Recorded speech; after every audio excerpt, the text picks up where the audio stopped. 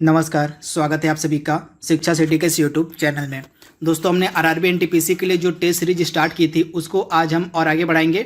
आज के इस वीडियो में हम टेस्ट सीरीज जो है 9वें नंबर की उसको हम आज कंप्लीट करेंगे।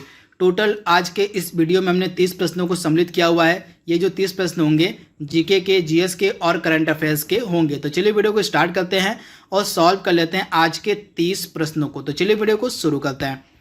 पहला इंपॉर्टेंट प्रश्न हमारा है, लिथियम की परमाणु संख्या कितनी होती है। काफ़ी इंपॉर्टेंट प्रश्न है। तो लिथियम की जो परमाणु संख्या होती है वह कितनी होती है। तो टोटल लिथियम की परमाणु संख्या आपको मिलेगी 3, यानी ऑप्शन जो इसका ए है बिल्कुल सही है। लिथियम में जो परमाणुओं की संख्या होती है वह 3 होती है। अगला इंपॉर्टेंट प्रश्न हमारा है, सब्लिमेशन जिसको हिंदी में हम कहते हैं ऊर्ध्वपातन के दौरान कौन सी क्रिया होती है, मतलब कौन सा रूपांतरण होता है, आपको बताना है। काफ़ी अच्छा प्रश्न ये है। तो ऊर्ध्वपातन यानी कि सब्लिमेशन के दौरान कौन सा इनमें से जो है रूपांतरण होता है।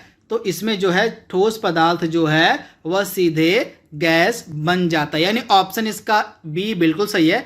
ठोस पदार्थ का सीधे परिवर्तन किस में हो जाता है, गैस में, यानी ऑप्शन बी इसका बिल्कुल सही है।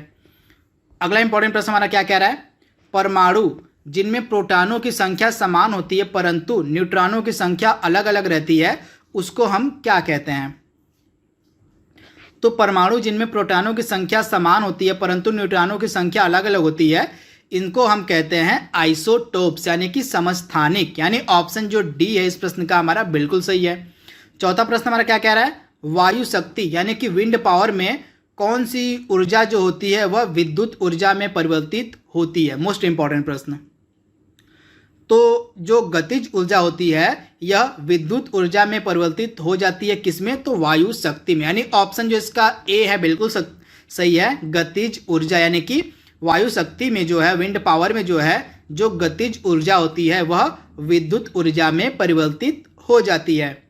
अगला प्रश्न हमारा क्या कह रहा है, प्रेशर कुकर जो होता है खाना पकाने में समय को घटा देता है। आपको बताना है कि किस कारण से जो है प्रेशर कुकर में जो खाना है वह कम समय में पक जाता है। काफ़ी अच्छा प्रश्न है।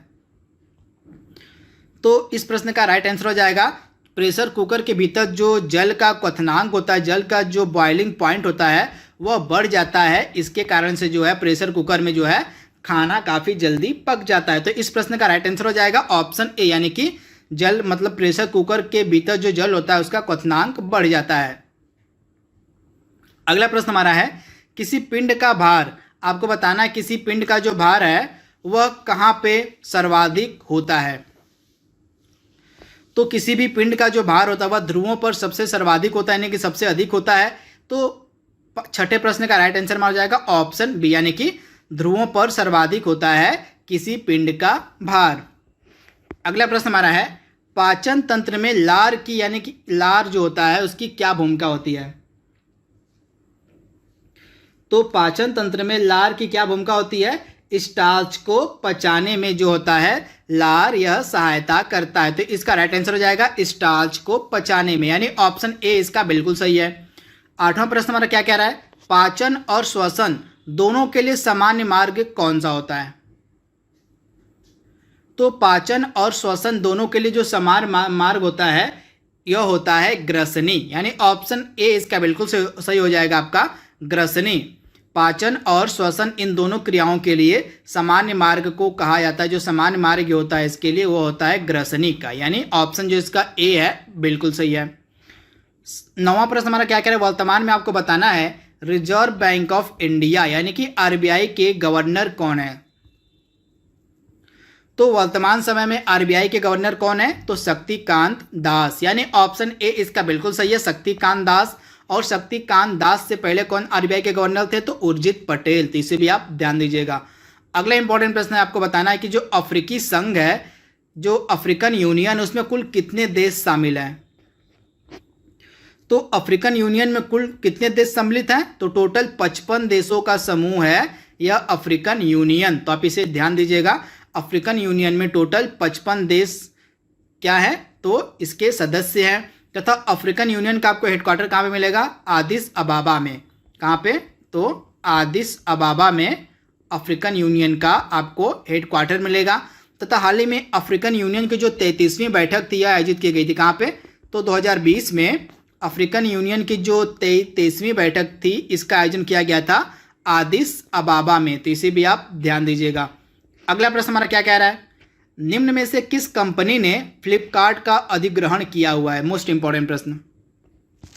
तो इनमें से कौन सी कंपनी है जिसके द्वारा फ्लिपकार्ट का अधिग्रहण कर दिया गया है। तो वॉलमार्ट ने फ्लिपकार्ट को खरीद लिया, यानी ऑप्शन जो इसका बी बिल्कुल सही है। तथा ये जो फ्लिपकार्ट कंपनी थी, इसके संस्थापक कौन थे।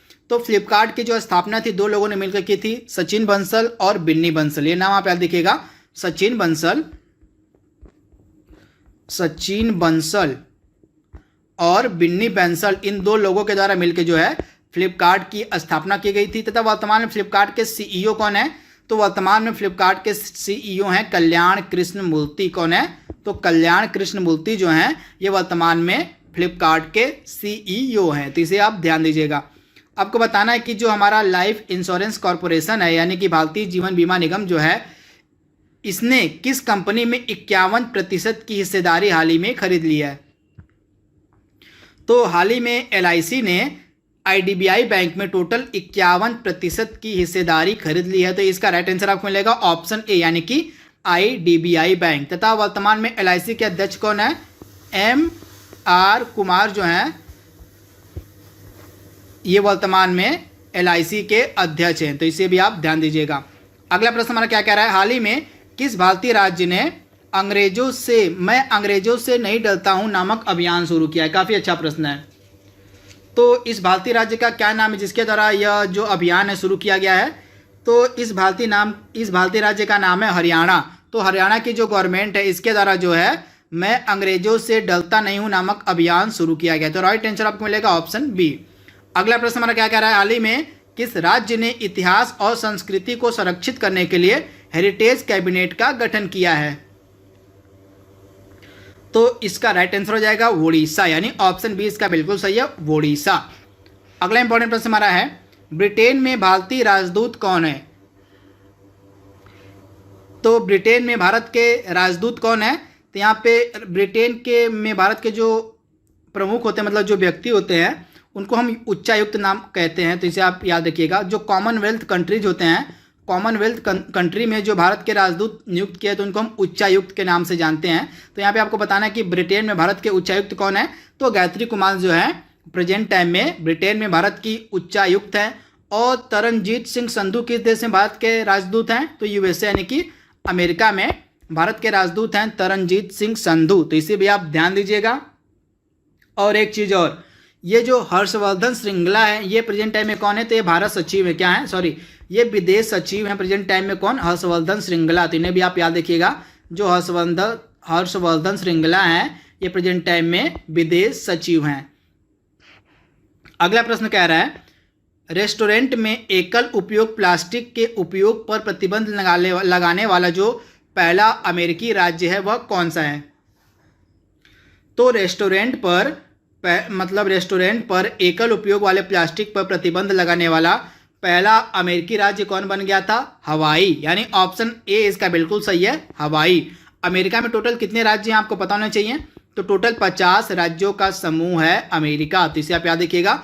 अमेरिका की राजधानी है वाशिंगटन DC तथा अमेरिका के राष्ट्रपति प्रेजेंट टाइम में है डोनाल्ड ट्रंप।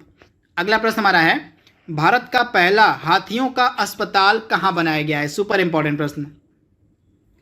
तो भारत का जो पहला हाथियों का अस्पताल है यह बनाया गया है मथुरा में, यानी ऑप्शन ए इसका बिल्कुल सही है, मथुरा।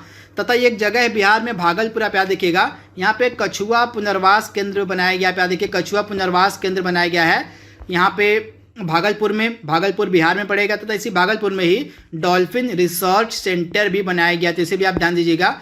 कछुआ पुनर्वास केंद्र और डॉल्फिन रिसर्च सेंटर, ये दो जो हैं प्रमुख सेंटर बनाए गए हैं बिहार के भागलपुर में। तथा भारत का जो हाथियों का पहला अस्पताल है यह मथुरा में बनाया गया। तो ये सारी चीज़ें आपको पता होनी चाहिए।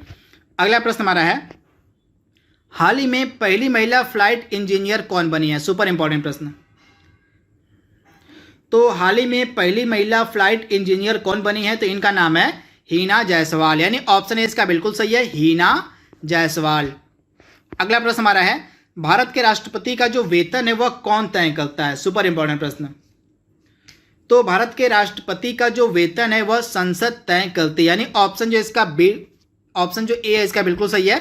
भारतीय संसद जो है वे भारत के राष्ट्रपति का वेतन तय करती है। अगला प्रश्न हमारा है द एक्सीडेंटल प्राइम मिनिस्टर, काफी फेमस बुक थी, आपको बताना है कि इस बुक के राइटर कौन है। तो द एक्सीडेंटल प्राइम मिनिस्टर पुस्तक के लेखक थे संजय बारू, तो इसे आप ध्यान दीजिएगा। तथा यह पुस्तक किस प्राइम मिनिस्टर के ऊपर आधारित थी, तो डॉक्टर मनमोहन सिंह के ऊपर यह पुस्तक लिखी गई थी, तो इसे भी आप याद रखिएगा। तथा इस पुस्तक को लिखा किसने था, तो संजय बारू ने। अगला प्रश्न हमारा है an era of darkness the British empire in India नामक पुस्तक के लेखक कौन है। तो यह जो पुस्तक है लिखी गई थी शशि थरूर के द्वारा, यानी ऑप्शन ए इसका बिल्कुल सही है, शशि थरूर। अगला इंपॉर्टेंट प्रश्न हमारा है चंबल नदी निम्नलिखित में से कहां से निकलती है। तो चंबल नदी कहां से निकलती है, तो जाना पाव की पहाड़ियां हैं, कहां पे आपको मिलेगी जाना पाव की पहाड़ियां, तो ये एमपी में मिलेंगी आपको जाना पाव की पहाड़ियां, यहीं से आपको निकलती है चंबल नदी। तथा राजस्थान का जो कोटा शहर है यह चंबल नदी के किनारे ही स्थित है। अगला प्रश्न हमारा है अरावली पहाड़ी की सबसे ऊंची चोटी, आपको बताना है कि कौन सी अरावली पहाड़ी की सबसे ऊंची चोटी है। तो अरावली पहाड़ी की सबसे ऊंची चोटी कौन सी है, तो इसका राइट आंसर आपका हो जाएगा गुरु शिखर जो है यह अरावली पहाड़ी की सबसे ऊंची चोटी है। तो आप इसे याद रखिएगा, ये काफ़ी अच्छा प्रश्न है तथा लगातार जो है यह एग्जाम में पूछा गया है। इस तरह के जो प्रश्न आपके दिमाग में होने चाहिए। तथा इसके बाद ये जो डोडा बेटा ऑप्शन में दिया गया है, ये डोडा बेटा जो है किस पहाड़ की सबसे ऊंची चोटी है, तो नीलगिरी पहाड़ी। आप याद देखिएगा नीलगिरी पहाड़ियों की जो सबसे ऊंची चोटी है वह है डोडा बेटा, तो इसे आप ध्यान दीजिएगा। तथा अनाईमुड़ी किस पहाड़ी की सबसे ऊंची चोटी है, तो अन्नामलाई पहाड़ी की सबसे ऊंची चोटी जो है, अन्नामलाई पहाड़ी की सबसे ऊंची चोटी को हम कहते हैं अनाईमुड़ी। तथा यह जो अनाईमुड़ी है दक्षिण भारत की जो है दक्षिण भारत की सबसे ऊंची चोटी है, तो इसे आप ध्यान दीजिएगा। इसके बाद अगला इंपॉर्टेंट प्रश्न हमारा है निम्न में से किसके द्वारा चोल वंश की स्थापना की गई थी। तो चोल वंश का संस्थापक कौन माना जाता है, तो चोल वंश की जो स्थापना है यह की गई थी विजयालय चोल के द्वारा, यानी ऑप्शन जो इसका बी बिल्कुल सही है। यहाँ पे विजयालय होगा, विजयलाल नहीं विजयालय, क्या हो जाएगा विजयालय के द्वारा जो है चोल साम्राज्य की स्थापना की गई थी। अगला प्रश्न हमारा है अहमदाबाद जो शहर है वह किस नदी के किनारे स्थित है। तो अहमदाबाद जो शहर है ये आपको मिलेगा साबर नदी के किनारे, यानी ऑप्शन ए इसका बिल्कुल सही है, साबरमती नदी के किनारे स्थित है अहमदाबाद शहर। अगला इंपॉर्टेंट प्रश्न हमारा है सिमलीपाल जो टाइगर रिजर्व है यह किस राज्य में स्थित है। काफी अच्छा प्रश्न है। तो सिमलीपाल टाइगर रिजर्व आपको कहां पे मिलेगा, तो ओडिशा में, यानी राइट आंसर आपको मिलेगा जो है ओडिशा, यानी कि ऑप्शन जो इसका बी बिल्कुल सही है ओडिशा। अगला जरूरी प्रश्न हमारा है जो एलएसी है जिसको हम बोलते हैं लाइन ऑफ एक्चुअल कंट्रोल, यानी कि हिंदी में इसको कहा जाता है वास्तविक नियंत्रक रेखा। तो आपको बताना है कि जो वास्तविक नियंत्रक रेखा है वह किन देशों को अलग करती है। तो जो वास्तविक नियंत्रक रेखा है यह दो देशों को अलग करती है, कौन कौन से, भारत और पाकिस्तान, यानी ऑप्शन ए इसका बिल्कुल सही है, भारत और पाकिस्तान। अगला इंपॉर्टेंट प्रश्न हमारा है कंबाला भैंस की जो जाति है किस राज्य से संबंधित है। तो कंबाला भैंस का जो संबंध है यह आपको मिलेगा कर्नाटक राज्य से, तो राइट आंसर आपका हो गया ऑप्शन बी, यानी कि कर्नाटक राज्य। आज का अगला प्रश्न हमारा है कृष्णदेव राय जो थे इनके द्वारा किस राज्य पर शासन किया गया था।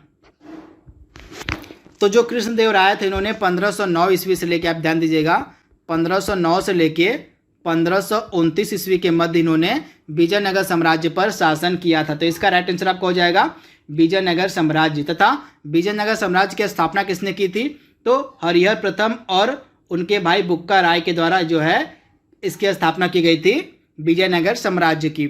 आज का लास्ट प्रश्न हमारा है निम्न में से किस अधिनियम ने मुस्लिमों के लिए पृथक निर्वाचन की व्यवस्था की थी।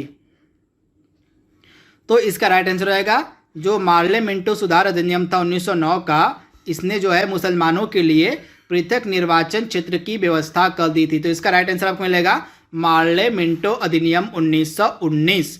तो दोस्तों यहाँ पे हमने टोटल 30 महत्वपूर्ण प्रश्नों को कवर कर लिया है तथा यह हमारी जो टेस्ट सीरीज है उसका 9वां पार्ट था। आई होप आपको यह वीडियो जरूर पसंद आएगा। तो आज के लिए बस इतना ही, मिलते हैं हम जल्दी अगले वीडियो में, तब तक के लिए thank you, thanks for watching, thank you. तो दोस्तों जैसा कि मैंने बताया कि आपको देखिए बहुत ही बेहतर ऑफर है, आपको 20% तक का ऑफ मिलता है अगर आप एसएससी सीजीएल एग्जाम 2023 के लिए प्रिपेयर कर रहे हैं या फिर किसी भी दिल्ली पुलिस के लिए भी कर रहे हैं, एसएससी किसी कैटेगरी के ले रहे हैं अगर वो नॉन टेक्निकल में आता है। तो यहाँ पे आप कोड यूज करेंगे wimleys@14 जो कि डिस्क्रिप्शन बॉक्स में मैंने दे रखा है, उसका यूज करेंगे तो आपको 20% तक का ऑफ मिल जाएगा। कोड ध्यान रखिए wimleys@14 यूज करना है और जो कि मैंने डिस्क्रिप्शन बॉक्स में दे रखा है। और वीडियो अगर आपको अच्छी लगी तो इसे ज्यादा से ज्यादा लाइक करेगा, चैनल पर नए होंगे तो चैनल को सब्सक्राइब करेगा और वीडियोस को ज्यादा से ज्यादा शेयर करेगा। और किसी भी तरीके के डिटेल्स चाहिए तो देखिए नीचे नंबर भी दिया हुआ है 85858585, ठीक है। इस पे जो है आप कॉल करके जो भी आपको अगर कुछ अदर डिटेल्स चाहिए होंगी तो वो भी आपको मिल जाएंगे। बाकी अपना ध्यान रखिए, अनअकैडमी एप्लीकेशन इंस्टॉल कर लीजिए। मिलते हैं हम आपको अगली वीडियो में।